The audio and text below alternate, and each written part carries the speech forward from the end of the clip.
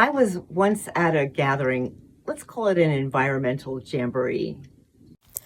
There were numerous vendors, and some of them were hawking ear candles. Now, I had never seen or heard of this before, so of course I was curious. As I was watching my fellow gathering folk use them, I started thinking about the results, and I realized, in my capacity as a nurse, that they were all being hoodwinked. It doesn't take a lot of medical knowledge to debunk ear candling. I will walk you through it. Let's start with an anatomical diagram of the ear canal. The wax supposedly comes out of your ear canal. If you look at the diagram, you see there is only a short part of the outer ear canal that is then blocked off by the tympanic membrane, or more colloquially, the eardrum. This delicate and sensitive membrane allows us to hear. Without it, you have difficulty hearing, along with other quite noticeable symptoms. Here is a random picture from the internet showing the amount of wax retrieved from various people. Your external ear canal is only about 1 inch long and as big around as your pinky. There is no way all the wax you find in the ear candle after you burn it could possibly fit in there. And if you did have that much, or even a fraction of that, it would be oozing out of your ear canal and be quite visible. And that amount of wax would be no surprise to the ear owner.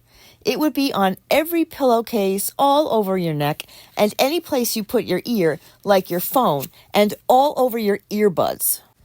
Ear candling practitioners want you to believe that all this wax is initially invisible to the eye, and if you look into most people's ears before you candle, you can even see all the way to the eardrum if you look right. Let's look at our ear diagram again and see how small the space is. So, for all that wax to come out of your ear, you'd have to have a perforated eardrum. A perforated eardrum is no subtle thing. All the people running around getting quarts of earwax out of their ears cannot possibly have perforated eardrums, knowingly or unknowingly.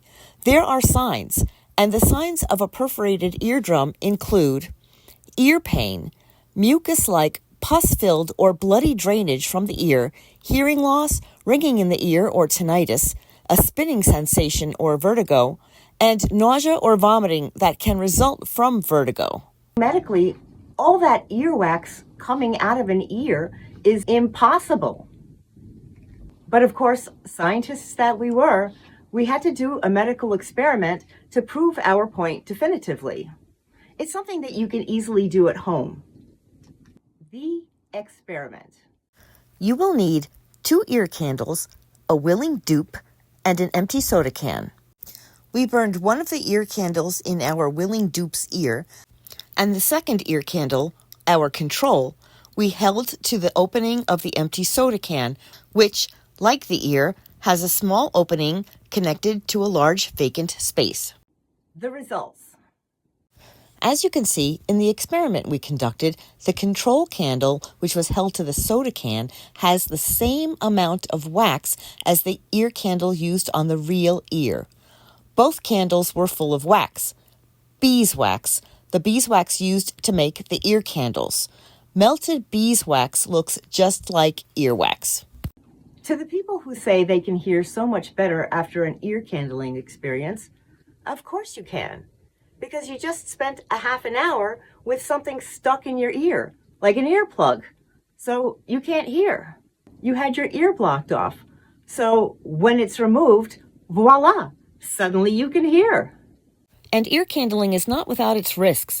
You could burn yourself, or you could end up perforating your eardrum, resulting in hearing loss. We called this experiment and its debunking of the many ear candles for sale the Great Ear Candle Scandal of 1996.